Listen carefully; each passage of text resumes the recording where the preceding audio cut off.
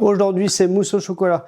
On va attaquer une mousse au chocolat à base d'œufs entiers, un petit peu de sucre pour assaisonner, de la crème pour le côté ganache et le côté onctueux de la mousse, du chocolat noir de préférence 70%. Dans cette vidéo, on va voir comment monter une belle meringue, comment éviter les grains pendant le mélange, avoir un mélange très lisse, comment incorporer notre ganache sans que ça graine, sans que la ganache retombe au fond et que les blancs restent au-dessus. Donc voilà, il y a plusieurs astuces. Je fais des gros plans sur les mousses, donc restez bien à la fin pour voir toutes ces petites étapes. Et on se retrouve à la fin pour la dégustation. Alors, pour la mousse au chocolat, on a besoin de jaune d'œuf qu'on a clarifié avec les blancs d'œufs. Là, il y en a 5 œufs entiers. Donc là, c'est du sucre. Ça peut être remplacé par du sucre roux, par exemple. Là, on a de la crème 30%, du chocolat noir 70%. Donc, je vous conseille vivement de se faire du 70. Oh, vu qu'il y a du lait, ça va faire un peu un chocolat au lait au final. Donc voilà, et on va attaquer la recette. Concasser le chocolat. Alors, dans cette vidéo, on va faire 3 étapes. Donc, la première étape, la ganache. Deuxième étape, on va faire une meringue. Derrière, et l'étape finale, bien sûr, ça va être le mélange le plus délicat et le plus important aussi de la recette. À votre avis, les jaunes, je les mets dans la ganache ou dans les blancs? On va voir ça après. Dans cette vidéo, on va avoir besoin d'une maryse. Je vous conseille vivement pour bien corner vos culs de poule. Et bien sûr, un fouet, ça en général, on a tous à la maison. Donc voilà, bonne vidéo et à tout à l'heure. On va commencer par faire chauffer notre crème. Chauffer ma crème dans les 90-100 degrés, donc dès que ça bout, dès que ça commence à frémir, je mets en une fois, je vais venir fouetter afin de casser les morceaux de chocolat. Mon bain-marie est chaud et je vais venir maintenir ma ganache. Voilà, parce que là, du coup, elle est un petit peu ferme. Alors là, du coup, on va attaquer la deuxième étape, donc c'est la meringue. Je mets un petit peu de sel, une bonne pincée, du sucre. Et vu qu'il y en a très peu, j'en mets dès le début. Ça m'évitera de le mettre à la fin et qu'il ne soit pas fondu. Faut pas faire juste ça. Il faut aller chercher bien faire un geste comme ça. Là, pour bien aller chercher, vous voyez, créer un peu comme une vague. Voilà, à peu près entre 3 et 4 minutes. Si on fait le bon geste, on va bien aller chercher pour incorporer de l'heure. Pas juste mélanger, sinon c'est 2 fois plus long. Alors, je rappelle, pour les blancs d'œufs, c'est mieux avoir des blancs à température ambiante. Sortis du frigo, ils vont mettre plus de temps à monter. Ça va le faire quand même, et en plus, on va avoir des blancs froids avec une ganache, avec du chocolat chaud. Ça va faire un choc thermique et du coup, ça va grainer. Donc, dans tous vos mélanges, soit cake, mousse, tout ça, c'est quand même toujours mieux d'avoir des œufs à température ambiante. On arrive bientôt au stade final. Vous voyez, là, on est à quasiment plus de la moitié montée. Donc là, on va continuer à monter quand même. Ça reste une meringue.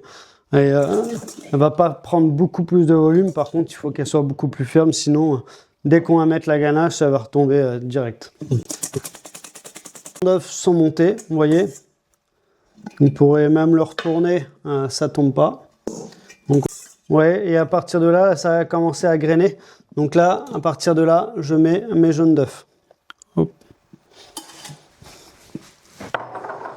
Une fois qu'il y aura les jaunes, ça va graisser la meringue. Vous voyez, là, j'avais une meringue, ça commence à grainer un petit peu, parce que quand on la laisse sans remuer ou sans les jaunes, ça commence à grainer, les blancs se resserrent entre eux, et ça fait ressortir un peu l'eau. Donc là, le fait de remettre les jaunes, les jaunes, c'est un émulsifiant, donc ça va faire une belle texture.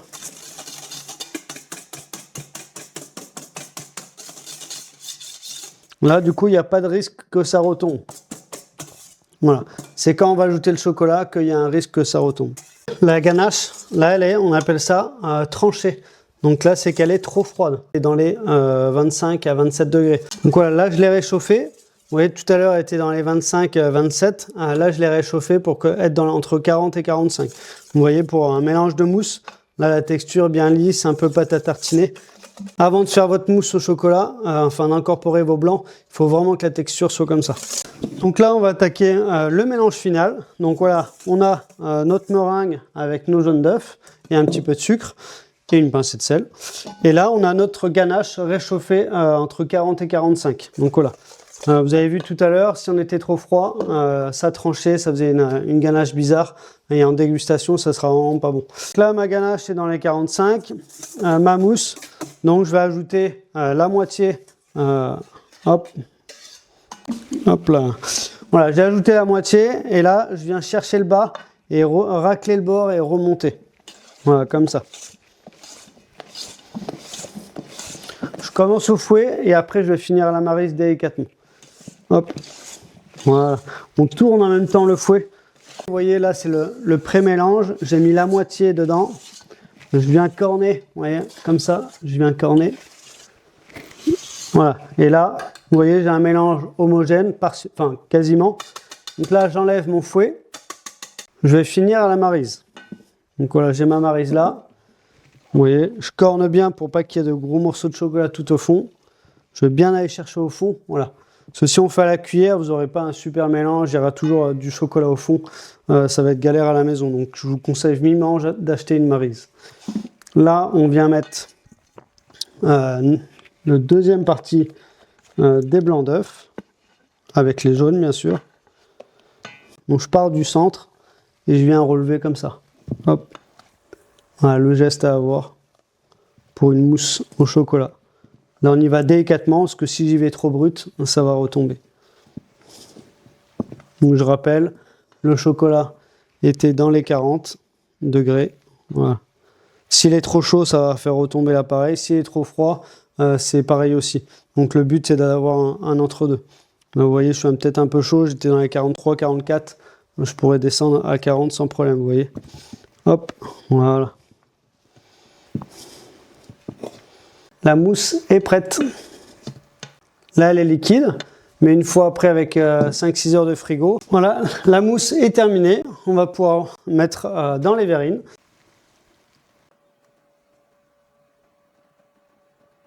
Là, on va venir râper le chocolat.